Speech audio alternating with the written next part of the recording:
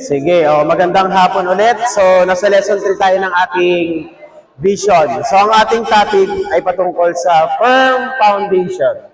So, kanina may mga question na ni-raise na si Ate Sol. So, kasama yun sa pag-uusapan natin mamaya. Yung mga question na yan. Okay, pag sinabi natin firm foundation, ano ba ibig sabihin firm foundation? Sino ba ang ating firm foundation? Jesus is my firm foundation. Alright. So, ang Lord ang ating firm foundation. Pag sinabi bang firm foundation, ano yung sabihin ng firm foundation? Di mayayanig, di magigiba. Si Jesus ang sandigan, di magigiba. Si Jesus ang sandigan, di magigiba. Okay, so si Jesus ang sandigan, di magigiba. So, firm foundation. So alam naman natin na ang Lord ay meron siyang pangarap o sabihin na natin meron siyang dream para sa mundo o para sa sangkatauhan. Ano yan? Ano yan? Tama, okay. Masave ang creation niya. So ang sabi ng gano'n, narinig ko sa isang pastor ang hell ay hindi nilikha ng Lord para sa tao.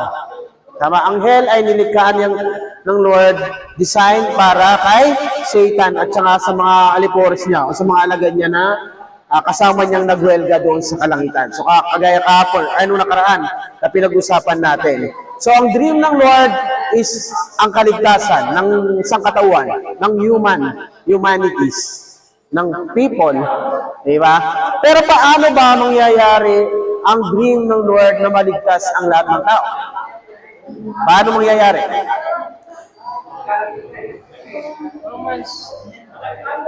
Paano mangyayari? Paano mangyayari? Magaganap yung dream ng Lord na magkaroon ng kaligtasan ang lahat ng tao. Possible ba na magkaroon ng kaligtasan lahat ng maligtas lahat ng tao? No. Yeah. Kasi possible pero hindi possible. Parang ganun. Kasi nga, di ba, sinabi naman ng Bible na hindi lahat talaga totally maliligtas. Kasi nga, bukod pa ron, darating maraming magpapanggap. Sabi nga nun, sa pagdating ng Panginoon, pag malapit, isa sa palatandaan na pagbalik ng Panginoon is maraming magpapakilalang ako si Kristo, ako ang Diyos, ako to, di ba? Ako ang may-ari ng mundo, kailangan yung dumaan sa akin para sa kayong maligtas. So maraming magpapakilala na gano'n. Kaya kumbaga maraming maliligaw pa rin. Pero isa sa dream ng Lord is magkaroon ng kaligtasan ang kasangkatauhan. And siyempre, mangyayari yun through G12 vision. Ano ba G12 vision natin? Vision. Yeah. Naligaw na yung vision, no? Pati ako naligaw sa vision. Yung vision. Ayun. Ano? Ano? Naligaw din, no? Ano yan? Oo nga, naligaw nga talaga ako, promise, no? Ano yung vision ng church natin, ng G12 vision? Naligaw ako. Ayun. Win souls and make disciples. Ayun. Nawala na blanco ako, sorry. So, isa yan sa vision na, ang dream ng Lord is kaligtasan ng sangkatauhan. Pero mangyayari yon sa pamamagitan ng vision na ibinigay sa atin ng Lord. So, bahagi tayo sa vision na ibinigay sa atin ng Lord. Kaya nga sabi ko nung nakaraan, di ba? Bahagi ka ba ng vision? Bahagi ba tayo ng vision na ibinigay sa atin ng Panginoon? Sabi nga gano'n, pangalawang bagay, ang scripture ng Lord, kailanman hindi nagbabago. Tama, agree kayo doon? Na ang scripture ng Lord, hindi nagbabago kailanman. At hindi sasalungat sa isang scripture. Itong scripture na to, hindi niya pwedeng salungatin yung scripture na to. But sometimes, nagkakaroon ng mga pagtatalo, ito sila sabi rito, ito sila sabi rito. Pero kung tutusin, ang scripture ng Lord ay hindi nagsasalungat sa kada isa. Kasi kung magkakaroon niya ng pagkasalungat sa bawat isa, hindi na siya magkaisa. Kasi alam naman natin ang salita ng Lord ay isa lang yan. Magkakonect yan sa bawat isa. Kaya lang, nagkakaroon lang ng parang pagkasalungat din sa word ng Lord kasi nga iba yung interpretation ng tao. Ito, iba rin yung interpretation ng tao dito sa ano na to. Eh, nagkakaroon ng iba kasi nga, hindi inaalaw o hinihingi yung vision ng Lord or yung naisabihin ng Lord para sa scripture na to. Pero ano na tayo doon? Singit lang yun, wala yun sa lesson natin. So, basta isang bagay sigurado ron, ang scripture ng Lord, kailan may hindi sasalungat o hindi nagbabago. At kailangan din na maunawaan natin ang vision. Sabi ganon, that the vision must be approached and accomplished with faith. With faith. Ang vision ng Lord, may kaaktibat na pananampalataya. Faith. Sabi ganon, faith only comes from hearing the word of God. Ang faith, paano lumalakas ang faith? Paano lumalaki? Pag naiiwan sa bahay, kumakain? Ay, hindi. Ate faith pala yan. Pero paano ba lumalakas yung faith natin? Paano natin napapatatag? Paano natin napapalakas yung faith natin? Through hearing and reading the word of God. Diba? So, yun yun. Isang bagay din yun. And sabi rin ganon, for this reason, we will spend the developing scripture foundation of the vision. So, kailangan maunawaan natin yun. Yung bagay na yan. Pero, sige. Sa continue, meron tayong 4 lang na question na sasagutin. Paki-plus nga ng ating question natin doon. Yan. Meron akong visual ngayon. Nakaraan, wala eh. Isa lang eh. So, 4 lang yan na tatanungin natin yung question na sasagutin natin. Unang bagay, how do you see me? Ang nagtatanong dito is si Jesus.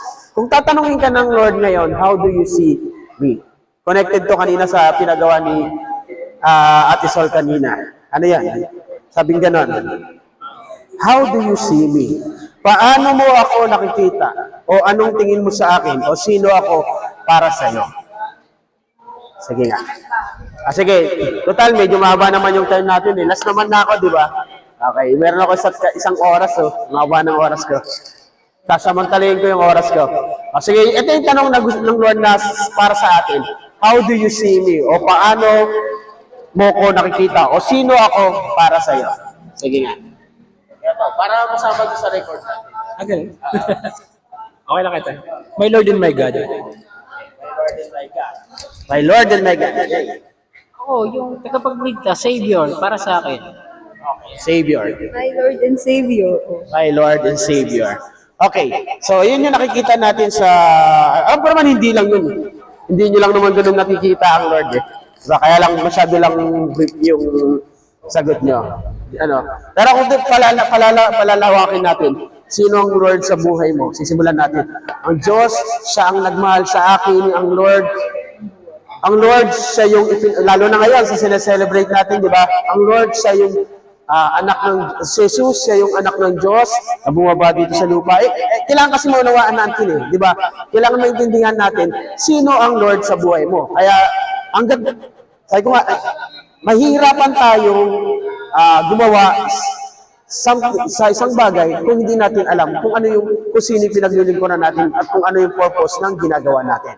Kaya tingnan natin, gagawin kong exaggerate o detail yan. Gagawin natin detail yung pagkakakilala natin sa Lord.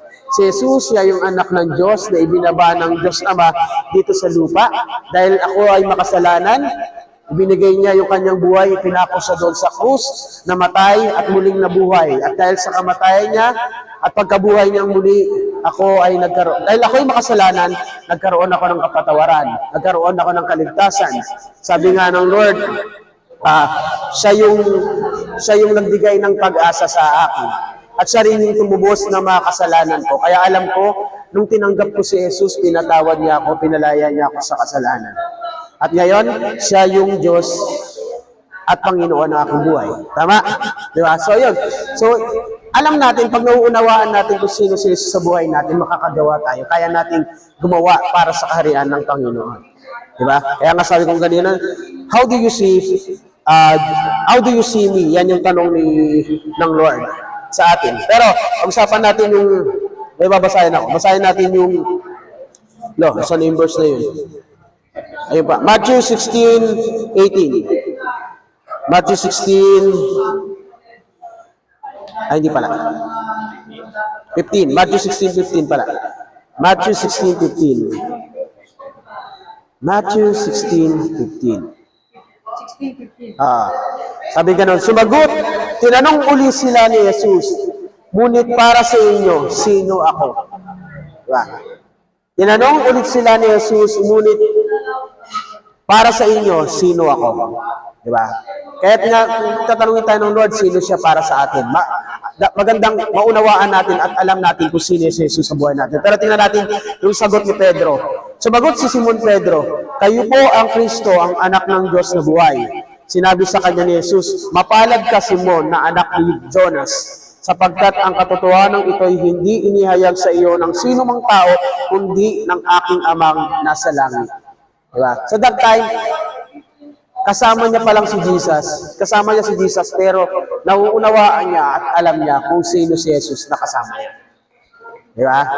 Kaya, naniniwala ko yung mga panahon na yon, gumawa siya, nag-act siya, as kung sino siya, at kung paano niya nauunawaan sino yung kasama niya. Diba? Kasi kilala niyo kung sino sinasamahan niya. Tayo, o kaya pag meron tayong sasamahan, paano ba tayo sumasama sa kanya? Sumasama tayo kasi alam natin kung sino siya. So sa atin sa trabaho, bakit natin sinusunod ang boss natin? O sino mang head natin? Sinusunod natin kasi siya yung head siya yung boss ng company na yun. Diba? Pero kung sino man yung magsasabi sa iyo, kasama ka dito. Pero hindi mo alam kung sino siya at ano siya, hindi tayo sisunod. Hindi natin nauunawaan yung bagay na yon. Diba? Singit ko lang kanina, nakalimutan ko, firm foundation, bigla ko naalala. Sa firm foundation, pag sinabi natin firm foundation, di ba? Haligi, foundation, tama. Sino nakakita na ng human pyramid? Human pyramid. Di ba? May mga human pyramid. Ano mapapansin niyo sa human pyramid? Sa ilalim. Di ba? May napanood ako ng human pyramid. Ang dami. Paikot na gano'n ng mga tao. Tapos pagdating sa baba, may nakaikot ulit.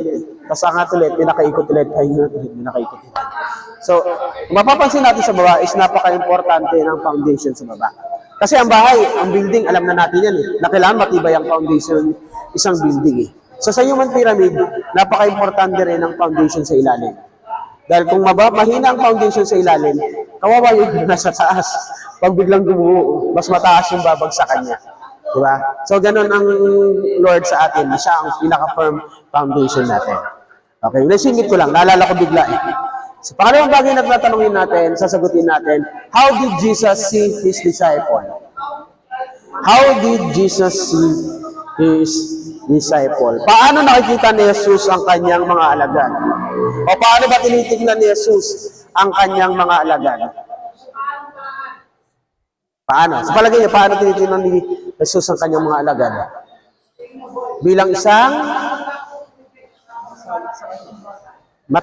maiti. Sabi nga nun dito, Jesus as a fervent witnesses. As a fervent witnesses. Pag sinabing fervent witnesses, parang sincere. Ganyan. Sincere na tagasunod ng Panginoon. So tayo, sincere ba tayong tagasunod ng Panginoon?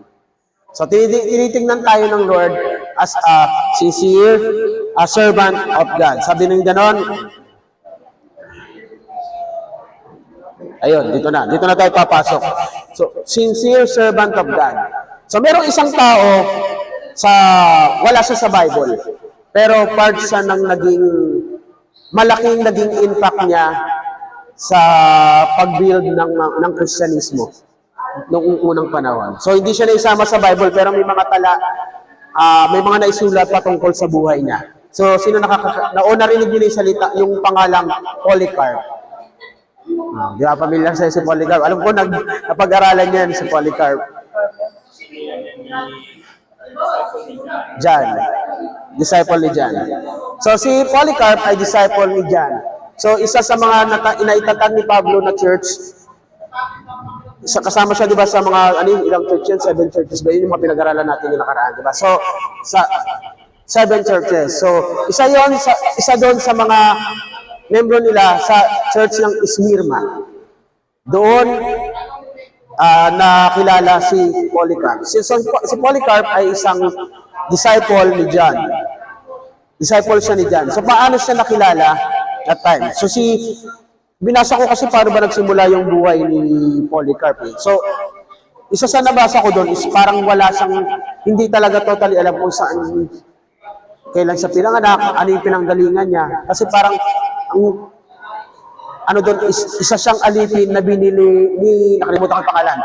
Isa siyang alipin na merong isang napaniginipan niya na kailangan niyang pumunta roon sa lugar na yon at bilhin yung alipin na yon.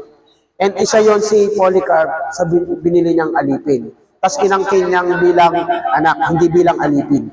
Tapos nung habang lumalaki si Polycarp, nakikitaan siya ng pagiging, yung nasa kanya yung spirit ng Lord. Nasa kanya yung pagiging tatak ng isang Kristiyano habang lumalaki siya. And, ayun nga, naging malalim siyang tagasunod ng Lord at naging,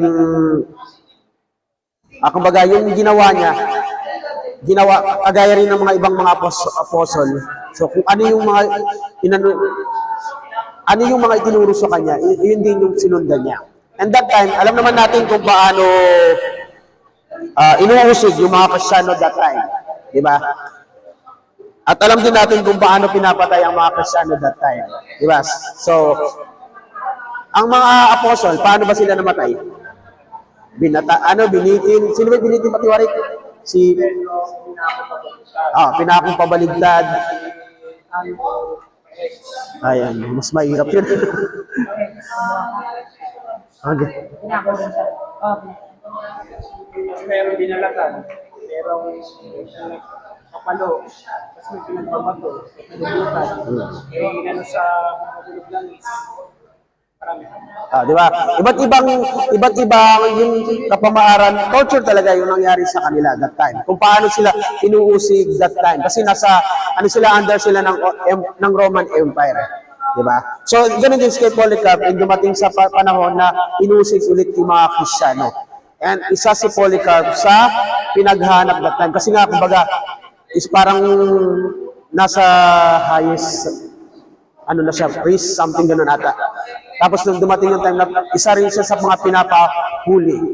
And sabi sa kanya ng mga tao na kailangan niya nang umalis, lumayo kasi nga natatakot sila para sa buhay ni Polycarp. Pero ang magandang bagay kay Polycarp, sa kabila ng ganung sitwasyon, nanatili siya dun sa lugar na yon. Hindi niya tinakasan kasi alam niyang meron siyang Diyos na kasama. Diba? Hindi siya tumakas, hindi siya lumayo. Nag-stay siya doon parang sa isang kaibigan. Doon siya nag-stay ng manalangin. Tapos isang beses, sa kanyang pagtulog, napanaginipan niya na yung una niya ay nagliyab, nag-apoy. Nasunog yung una niya habang natutulog siya. And napagtanto niya na ang magiging kamatayan niya is susunugin siya. Ayun ang magiging kamatayan niya. Pero sa kabila nun, hindi pa rin siya natakot, nag-stay pa rin siya doon. Dumating yung time na huhulihin na siya ng mga Romano. And then dumating yung hinuli na siya, parang pinakain niya, parang niyaya niya munang kumain, something ganun ata. Tapos nung dumating na yung time na hinuli na siya, huhusga na siya doon sa may parang arena, something ganun. Tapos ang magiging niya is ipapakain sila sa mga hayop o sa leon. Pero sabi niya nga, ano ba yun? Binasa ko kanina. Pero hindi yun nangyari kasi nga sabi sa kanya, itanggi mo ang Diyos, palalayain kita. Itanggi mo ang Panginoon ang Diyos mo, sumamba ka kay Cesar, palalayain ka namin. Pero nanindi yun lang. Nalobat.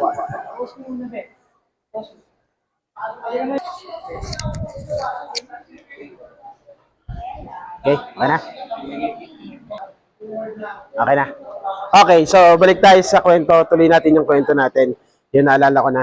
Sabi nga na meron ditong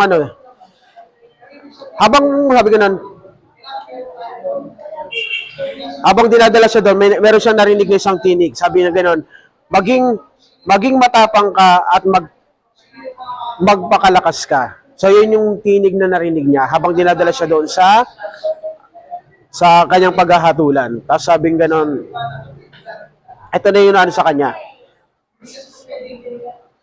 Nang mabot niya ang kanyang paghahatol, hiniling ng konsel na tanggihan ni Polycarp ang pangalan ni Jesus kung gusto niyang mabuhay. Sumagot, ito yung magandang sagot ni Polycarp. Sabi niya ganon, naglingkod ako sa kanya sa loob ng 86 na taon at hindi niya ako binigo. Paano ko lalapastanganin ang aking hari na nagligtas sa akin? Diba? Ang ganda ng sagot niya sa bagay na yun. Tapos sabi nga nun, padadala kita sa mga hayop, sabi ng konseho, ngunit ngayon ay susunugin kita ng buhay. Dahil doon sa bagay na yun na naging sagot niya, imbis na ipadadala siya doon sa hayop, susunugin na siya ng buhay. Pero, yun na nga, nanindigan siya ron sa sinabi niya. Kasi nga naman, 86 ako naglingkod sa Lord eh. Hindi ako binigo ng Panginoon eh. Tapos dahil lang dito sa, ano na to, itatanggi ko ang Panginoon. Hindi, nanindigan siya na ang Diyos, ang Panginoon ng kanyang Diyos. Diba? And ayun na, susunugin siya.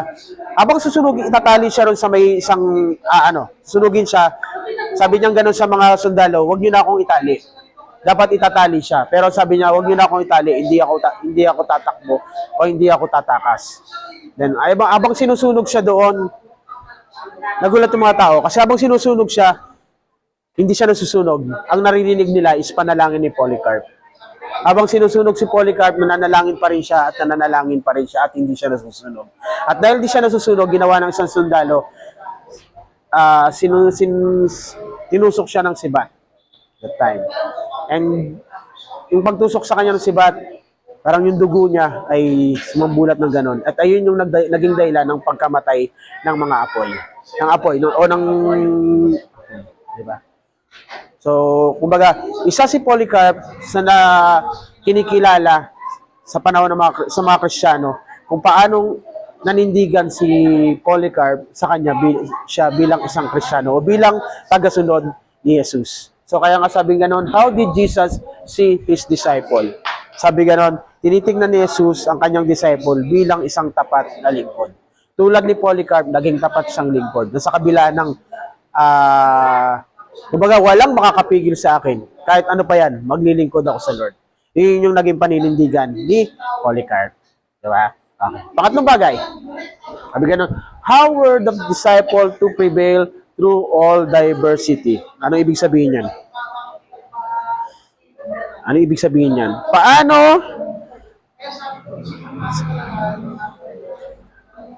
Paano ba natin tatagalogin to? Prevail. Paano nananalo ang mga lagad sa lahat ng mga kahirapan o ganon? Sa mama. Basahin natin Matthew 16:18. Matthew 16:18. Matthew